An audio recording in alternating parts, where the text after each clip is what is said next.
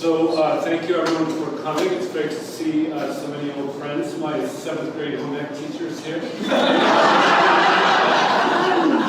help with your cooking day. And thank you especially to Jess and Beth and Amanda of Kaddatz for having me and hosting this show.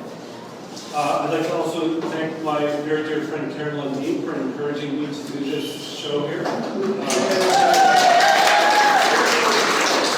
So in 1960, our family moved to Fergus Falls because our father got a job at the new junior college that was being formed here at the it was originally down in the junior high school. And our parents loved Fergus Falls. We lived here for almost 30 years. And both my parents, as of last week, are laid to rest here, so it's great to be back and to feel their influence. And I want to express my appreciation to them for supporting me in everything that I did. When he was staffing the new college, my dad had a real eye for talent, and he hired Charles Beck to teach art at this new college. That began an association with the Beck family for many years, including a friendship that exists to this day. And we very much value his artwork, which hung on the walls of our home, as I'm sure it did for many of yours. Given that it's the 100th anniversary of Charles Beck's birth, it's really an honor to be here exhibiting at Kaddatz, at a gallery that celebrates his work and also preserves his legacy. So thank you again to Kaddatz. In 2009, I traveled to Syria for a short visit right before the outbreak of the Syrian war, the civil war. I really didn't know what to expect about Syria, but I was pleasantly surprised. It's a very beautiful country, and the people of Syria are very kind, very warm, and very welcoming. I remember at one point walking down the street of old Damascus and seeing someone on the other side of the street, recognizing we were foreigners, and smiled and waved to us to come over and talk to them. They were curious to meet an American. It was very rare to see American tourists at that point. Another time, a friend and I were planning to go to a restaurant that we had heard was very nice in the old city of Damascus. And we were lost because the streets are very windy and hard to navigate.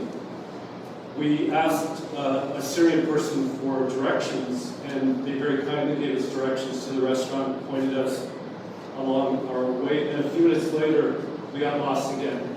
I think we must have walked in a circle because a few minutes later we ran into the same people. The second time, instead of pointing us in the direction of the restaurant, they took us basically by the hand and walked us to the restaurant to make sure that we made it to the right place.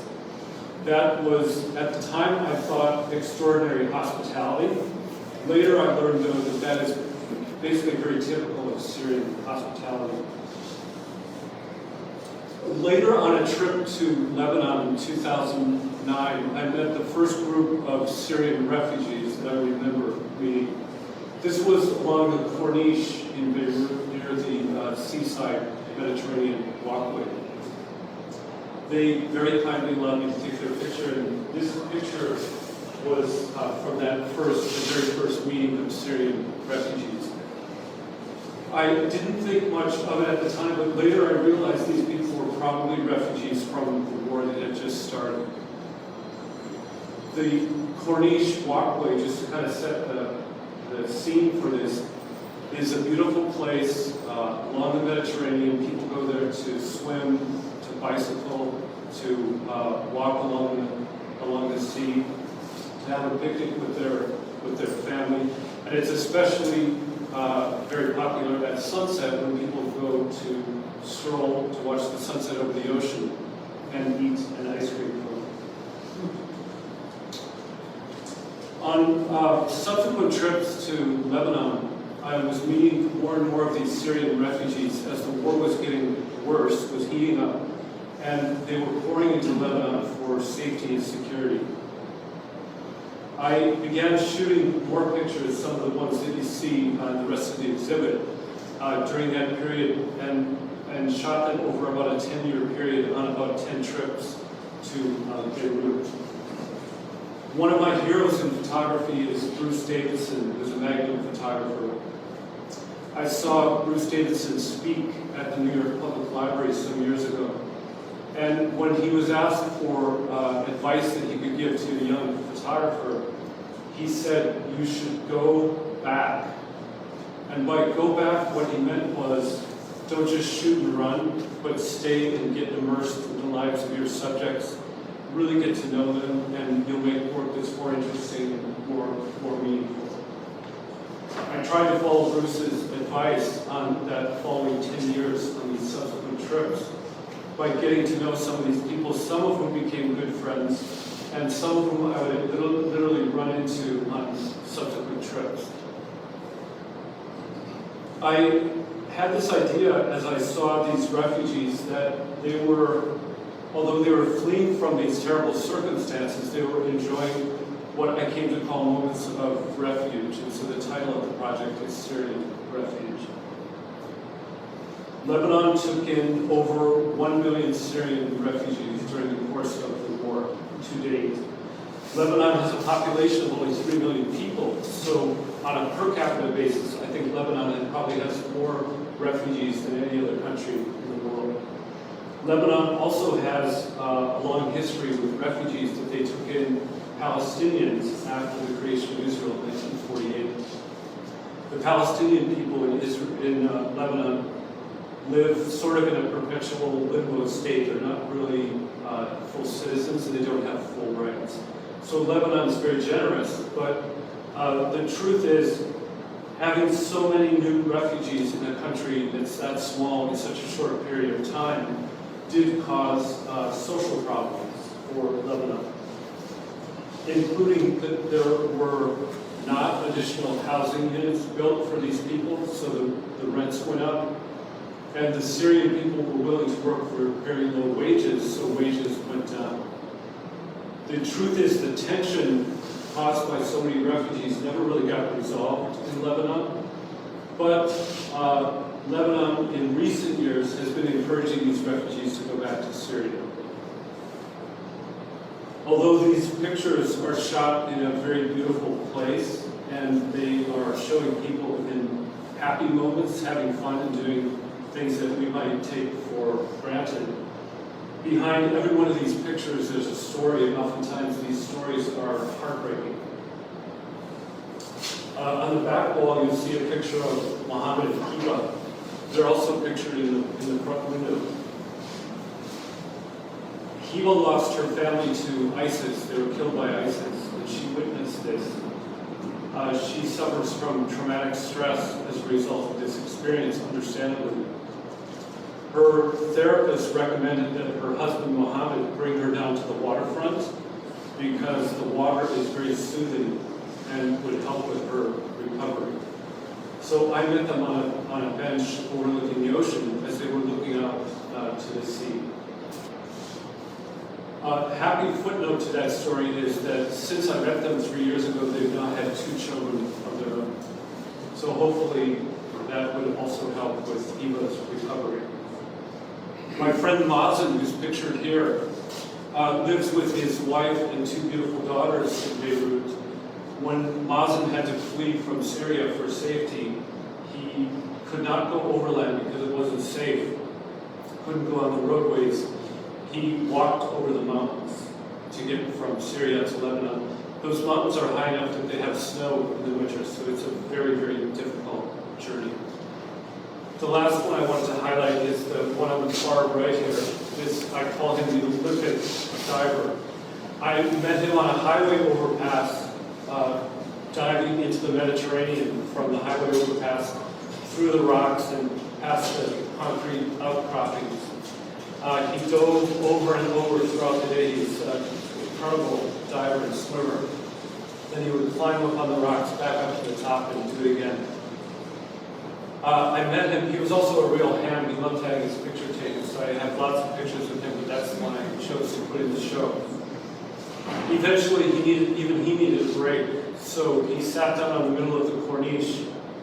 He He popped on his aviator sunglasses, lit up a cigarette, and looked like a movie star. He said, "Hey, you want to go over for dinner?" That's Syrian hospitality. I've asked several of these refugees to share some of their stories in their own words, and these words are on the wall next to their pictures. So the refugee story, of course, is as old as mankind. The Syrians have suffered tremendously during this period, but throughout this they maintain their dignity, their kindness, and their self-respect. I'm very grateful to them for sharing their images and sharing their stories with us.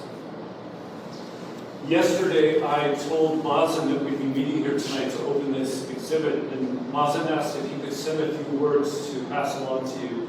So I'd like to close with words from my friend Mazen. We are strong with our love of life. We are weak and alienated from our homeland. We suffer a lot because of our difficult circumstances, holding on to joy and looking for any hope that makes us strong. We love life and endure all circumstances in order to live a decent life. I am from Syria, the country of civilization and creativity. Pray for me all the best for a better life. Signed, Mazen. Thank you very much for coming.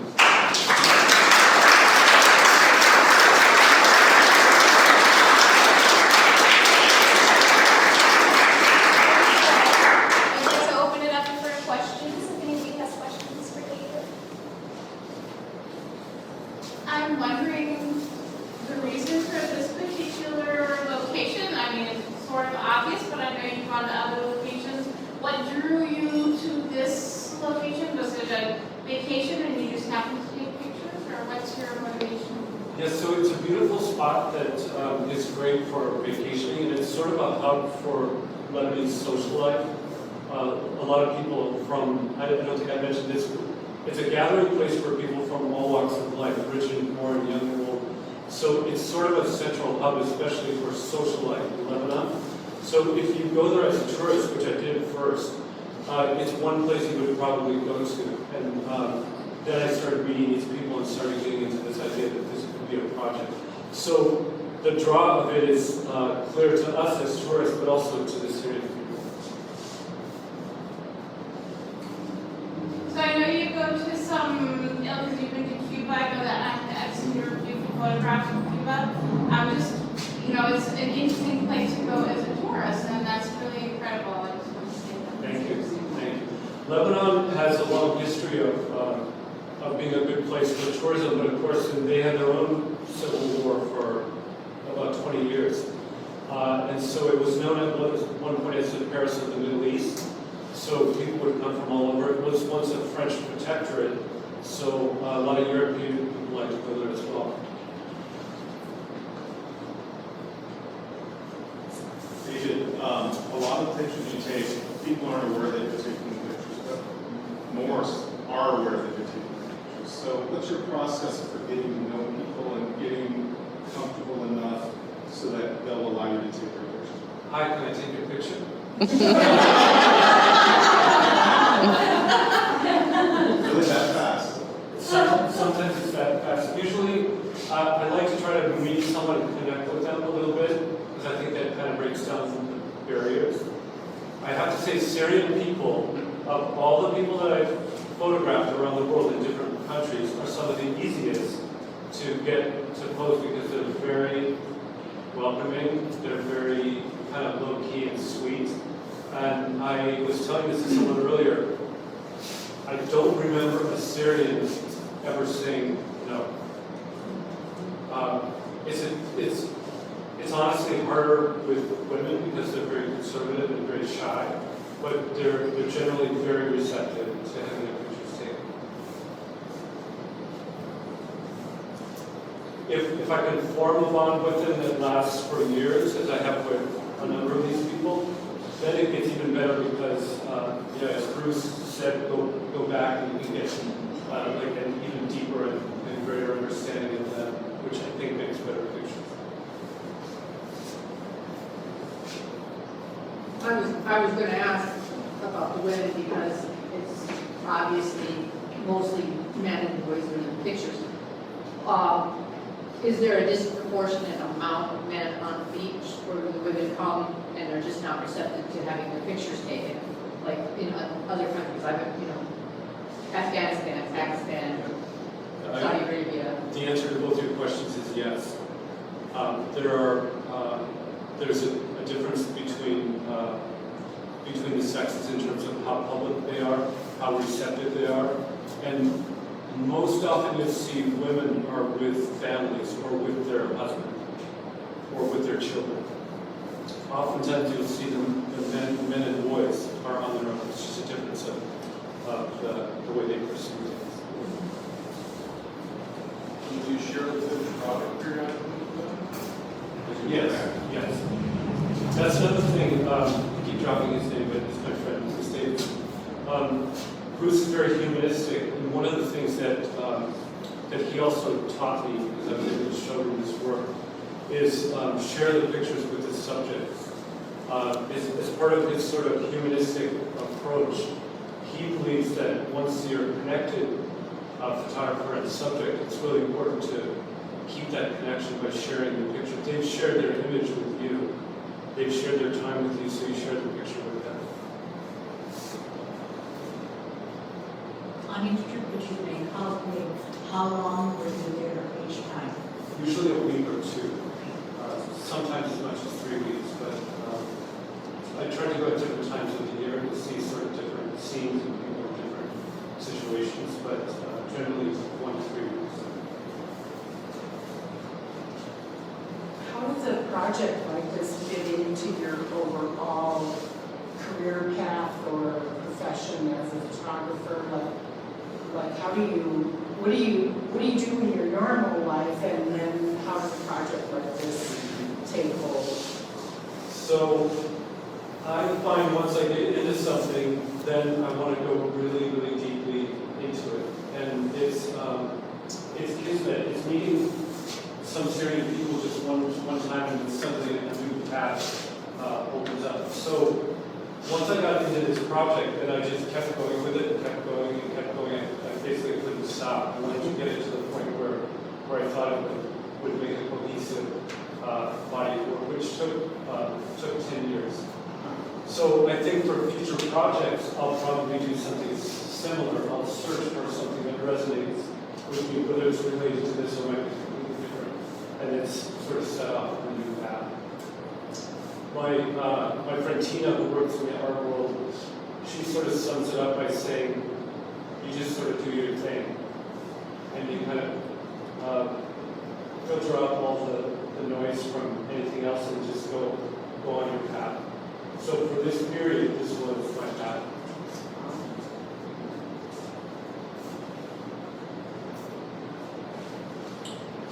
Your large prints, you believe that you're shooting some medium format film, is that correct? They're all shot on medium format film. The only, I should mention the process in case it's interesting to people. These are all shot on black and white film, a very, very old technology, Triac film that's probably 80 years old or something. So they're shot with a medium format Hasselblad camera. Then the negatives are scanned, but the difference is that these negatives are scanned at a smaller size. The bigger ones are scanned, what they call a drum scan. The drum scan for people, if you care, it's a little thing that spins around and makes a very, very high quality 500 megabyte scan. Then after that, then the pictures are printed using a traditional black and white printing process. The only difference is that instead of using a black and white negative, it uses this digital image. So then they're printed on this large format, and these are mounted to plexiglass. Big ones. Where else have you had a chance to exhibit? So this work was exhibited 2 years ago in New York City at the Highline 9 Gallery, pretty much the same show. Selections from this then were exhibited at the Bridge Photo Gallery in Boston in January, and hopefully it'll be traveling somewhere else in the future as well. Those are the main ones. It's all now looking for comfortable. This is the peak, yeah. Do you have any inkling of what your next subject matter might be? So I have a strange path. I have literally hundreds and hundreds of thousands of pictures in a digital archive. What I'm in the process of doing right now is not only digitizing, but organizing that archive to create other stories. So I've been to 45 countries around the world, so I have a lot of work. What I want to do is kind of pull the stories out of the work that I already have. But I also want to, pack my bag and start traveling again. So I don't know what's going to hit me next, but it's a big somewhere. What language do they speak in Syria, or Syrian speak in Lebanon? So Lebanon is interesting because it was at one time a French protectorate. So a lot of people speak French, English, and Arabic. They kind of have three main languages. Syria had a different path in their history, but everybody speaks Arabic, and then some people also speak English. Did you learn Arabic? A bit, Yeah. not enough. Could use some So more. everyone speaks English, so you were able to approach them in English and. Yes, but sometimes I'll bring Lebanese friends with me to Yeah. help translate, and also Google Translate helps.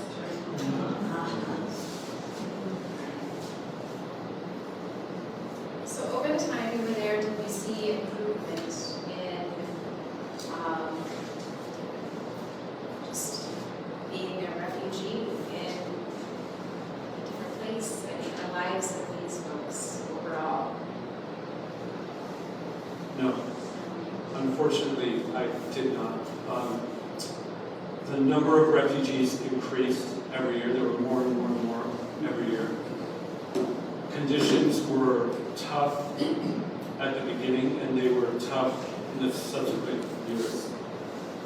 The things that I would say changed is Lebanese society absorbed a certain number of them. So a certain number of them found housing and found work and were able to kind of integrate into society. There's a little bit of an arm's length between Lebanese and Syrian for the reasons that I mentioned. One of the things that changed is that the situation in Syria actually got better in more recent years. Not that it's great, because a lot of the country has been destroyed, but at least there's not a hot war in every part of the country the way there was. So some of the refugees either were pushed or decided on their own that they would go back to Syria. And there's a process right now of rebuilding parts of Syria. I'm sure everybody knows the government is still in charge, the same government. So a lot of these people might have issues with the government or might have trouble with the government. But hopefully, if the situation in Syria stabilizes, these people will be able to go back and be able to kind of rebuild their lives. So the fact that you were able to take pictures of Syrians, you were able to identify who they were, is that because they remained apart from the Lebanese, or did they blend or they mix? Yeah, it's a great question. So we're foreigners, so maybe it's easy for us, but my Lebanese friends can tell me who's Syrian. I'm not so skilled, because I'm not from there, I'm not immersed enough into the culture. So I would, if I didn't have a friend with me, I would ask people where they're from.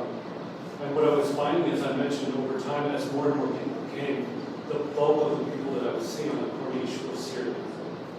So they, not that they overwhelmed the area, but they were a large number of the people around the Corniche.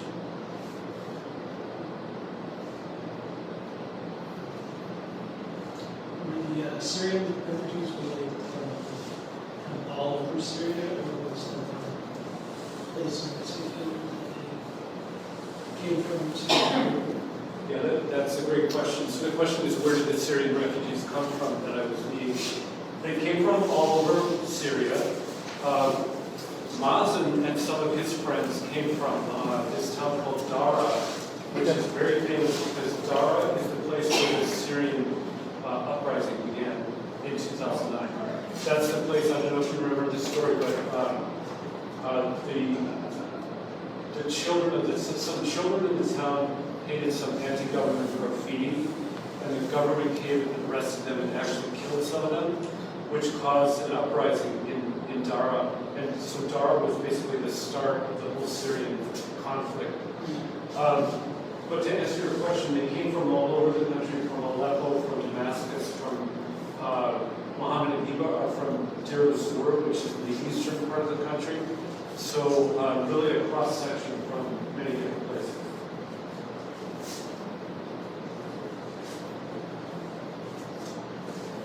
So Syria is a landlocked country. What do you think the sea meant to these people?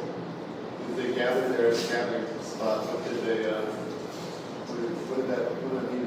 It's a great question, but I have to correct you. It's actually not landlocked. Okay. Syria has a very small strip of Mediterranean Sea. Latakia in the northwest is along the ocean. But fair enough, because many of these people have never seen the sea. So that's a great point. I'm glad you asked that, because I think besides the fact that they were away from these terrible circumstances that they came from, it's thrilling for anyone to be on the ocean. The ocean is just spectacular and beautiful. So I think it was extra special for them to be in this beautiful place and by the water. And I think that's actually probably one of the keys that I didn't even really think of enough, that the ocean is such a draw for these people that this would be the natural place where you can meet a lot of them.